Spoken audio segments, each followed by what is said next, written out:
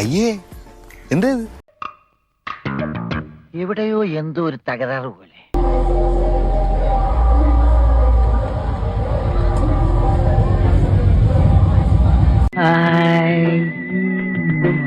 ഇഷ്ടായി, ഒരുപാട് ഒരുപാട് ഇഷ്ടായി.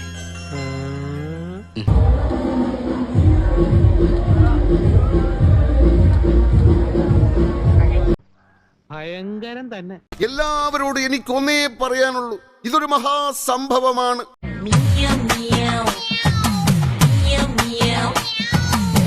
എന്തായാലും കൊള്ളാം. ഞാൻ വീട്ടിൽ പോണേ, എനിക്കൊന്നും വയ്യ കാണാൻ.